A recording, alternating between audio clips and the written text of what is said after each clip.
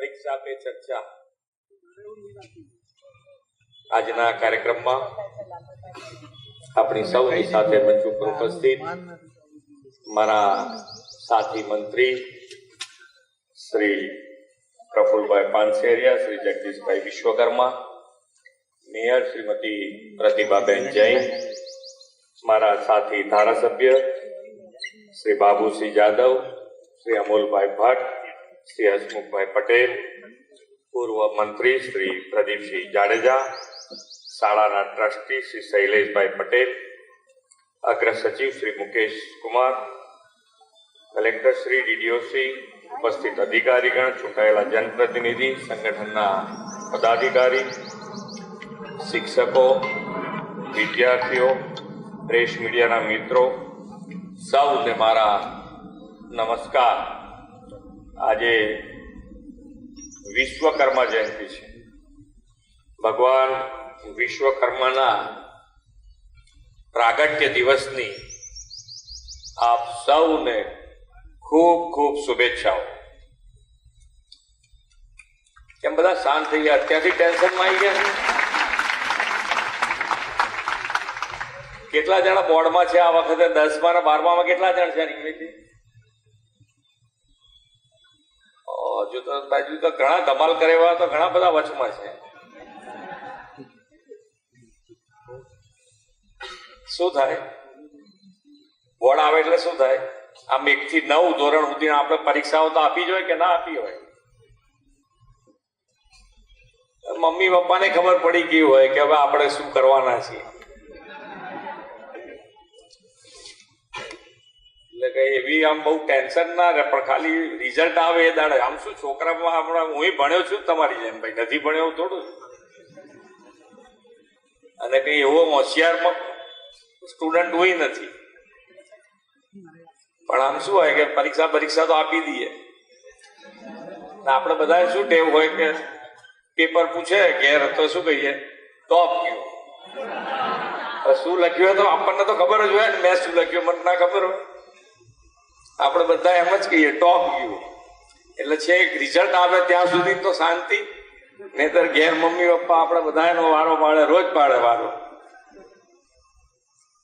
ઘણા સાચું કહી દે કે એક પ્રશ્ન તો લખાયો જ નહીં, એટલો ટાઈમ જ ખૂટ્યો. હવે મને લાગે છે 99% ટાઈમ ખૂટતો ના હોય, એક જ વ્યક્તિને, એક જ વિદ્યાર્થીને ટાઈમ ખૂટે. હવે એવું કેવી રીતે બને? કોઈ ટાઈમ ખૂટે આપણામાંથી? કોઈને લાગે છે એવું કે ટાઈમ ખૂટે? બધું લખાઈ જાય તો ટાઈમ વધે ક્યાંક, પણ ખૂટવાની તો વાત જ નહીં.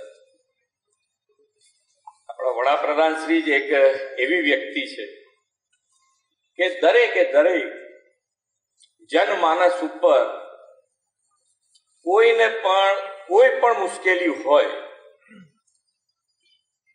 તો એનું સોલ્યુશન શું હોઈ શકે એ ખૂબ સરળતાથી એ આપણને આપતા હોય છે.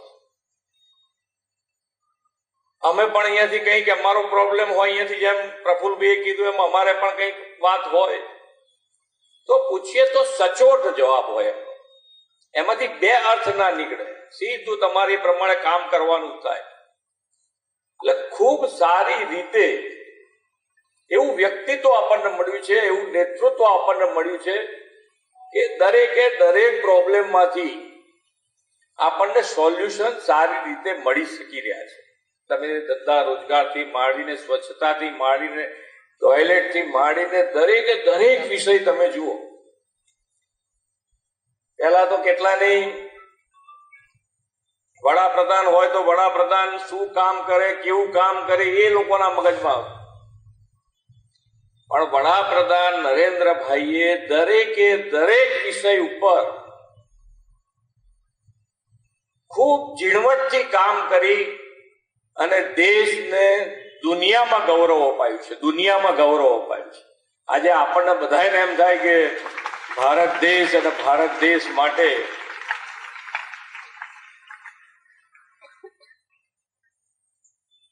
પરીક્ષા પે ચર્ચાની પરંપરા, અને આ વખતે કેટલામી વખત છે? 8મી વખત. 8મી વખત છે. આમાંથી કેટલાય તો જોયું હશે ને, આગળના 2 વર્ષ જોયા હશે ને. આમ પ્રશ્ન આપણે બધાએ પૂછવો એવું જરૂર ના હોય, તો બધા પૂછે એમાંથી આપણને ખબર પડી જાય કે આપણો આ પ્રશ્ન આપણો આવ્યો એમ.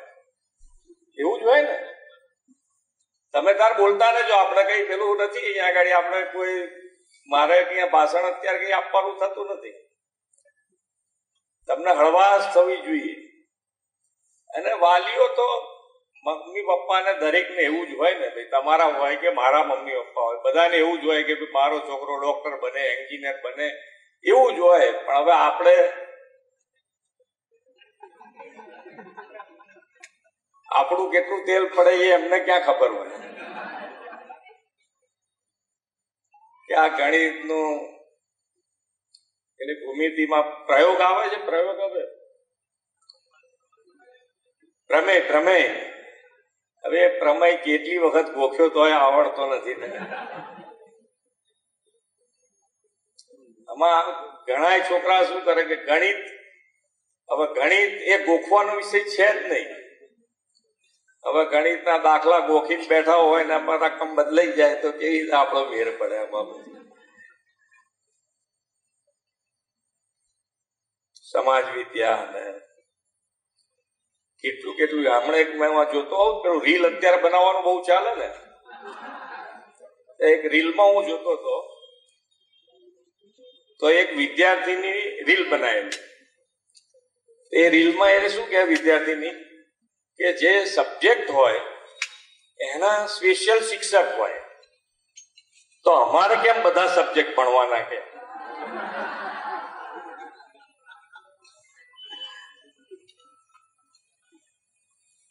આપણે બધા સબ્જેક્ટ શું કામ ભણવાના? અમારે એક જ સબ્જેક્ટ જે ભણવો હોય ભણીએ, અમને જેને અનુકૂળ હોય એટલો સબ્જેક્ટ ભણીને બેસીએ તો શું ચાલે?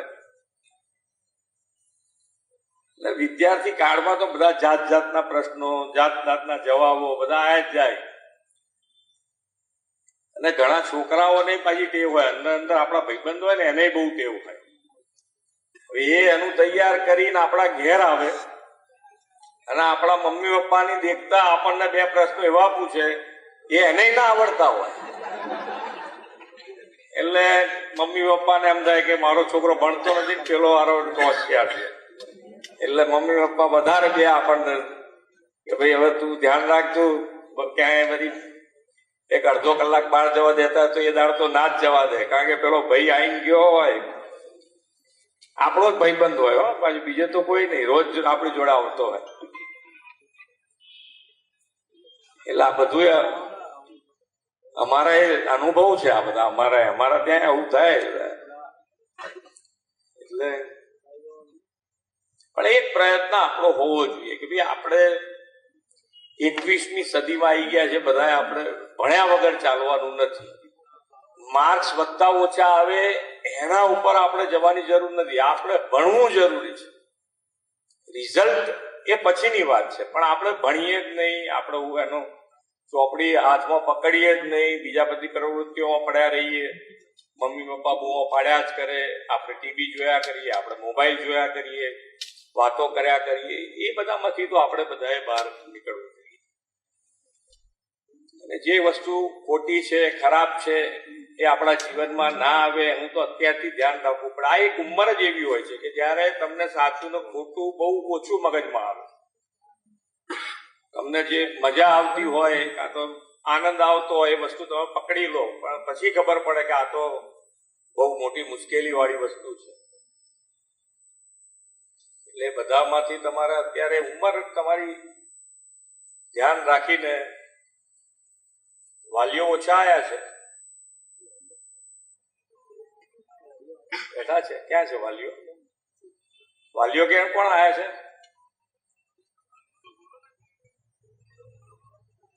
તમારે બેસવાની વ્યવસ્થા હમણાં કરી નથી એવું છે? બાળકો બેઠા છે એટલે વાલીઓને ઉભા રાખે છે.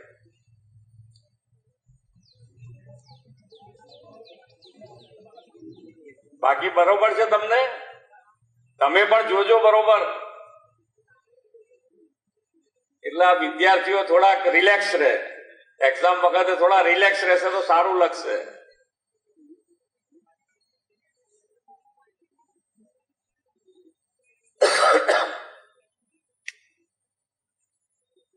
એક વડાપ્રધાન શ્રીએ એક વિદ્યાર્થીઓને પુસ્તક લખ્યું છે, એક્ઝામ વોરિયર. કોઈએ વાંચ્યું તો નહીં હોય, જો કે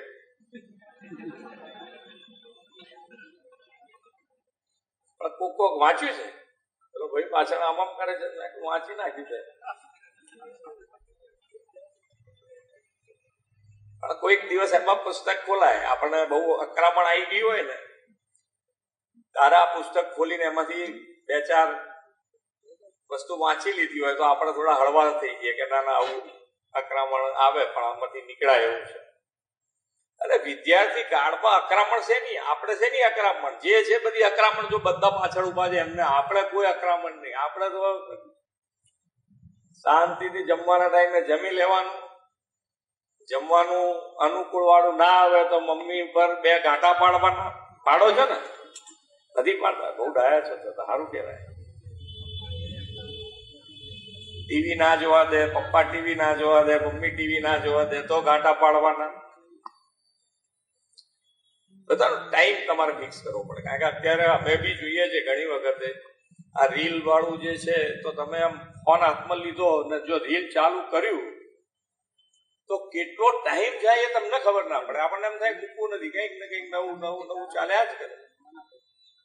એટલે તમારે તો બધા વિદ્યાર્થી કાળમાં તમારે તમારા ટાઈમ નક્કી કરી દેવા પડે કે ભાઈ આટલો ટાઈમ આપણે ટીવી જોવું કે રમવા જવું કે મિત્રો સાથે વાતો કરવી કે બધું ટાઈમ નક્કી કરો તો તમને, બાકી આપણી લાઈન નક્કી થઈ જવાની. 1 થી 9 ધોરણ સુધીમાં લાઈન તો નક્કી થઈ જ ગઈ હોય ને મગજથી. પપ્પાને ના કહીએ કે મમ્મીને ના કહીએ પણ લાઈન આપણી નક્કી કરી દીધી હોય આપણે કે આપણે મેડિકલના સ્ટુડન્ટ છીએ કે એન્જિનિયરિંગના છીએ કે આર્ટ્સના છીએ કે BA ના. ના થઈ ગઈ હોય પણ છતાંય જો દરેક એક વસ્તુ વિચારો કે બધા ડોક્ટર થઈ જાય તો શું?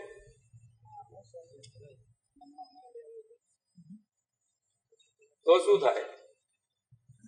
તોય ઉપાધિ થાય ને કે ભાઈ એન્જિનિયરિંગ, આ બધી સાધન સામગ્રી, મોટર ગાડીઓ, આ તે બધું જે બને છે એ બધું એન્જિનિયર વિભાગ ના હોય તો શું થાય?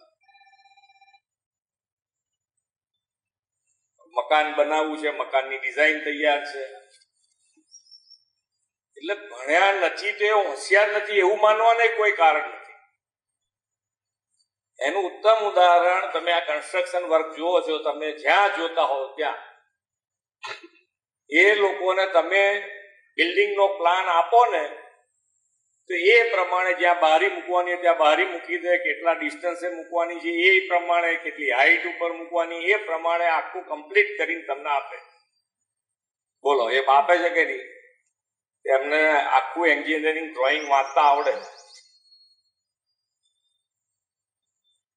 એટલે ભણતર અને હોશિયારી 2 વસ્તુ મિક્સ કરવાનું કોઈ કારણ નથી. આ તો હું તમને જે કહું છું એ બધું મગજમાં ઉતારીને એ પ્રમાણે કરવાની વાત નથી. આપણે તો ભણવાનું પૂરું ધ્યાન આપવાનું.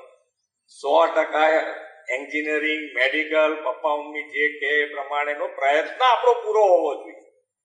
રિઝલ્ટ એની વાત જ નથી. તમારો પ્રયત્ન જો પૂરો હોય તો મમ્મી પપ્પાને સંતોષ છે કે ના ભાઈ એને મહેનત પૂરી કરી અને પછી જે આવી. પણ તમે મહેનત જ ના કરો, ટીવી જુઓ અને ભાઈબંધ દોસ્તાર કરો તો તમારે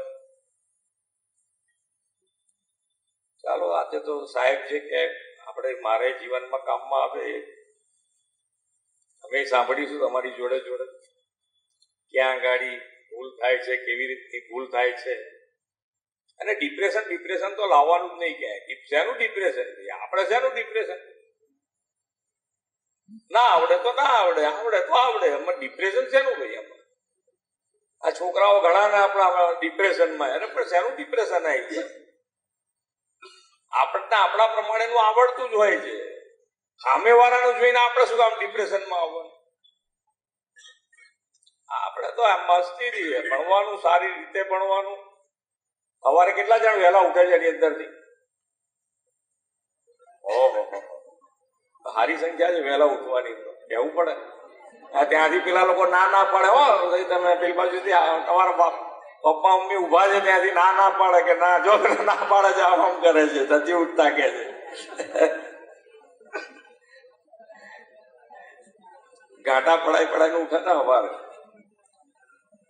સવારે ઉઠવાનું વહેલા ઉઠે તો જલ્દી યાદ રહી જાય એવું આપણને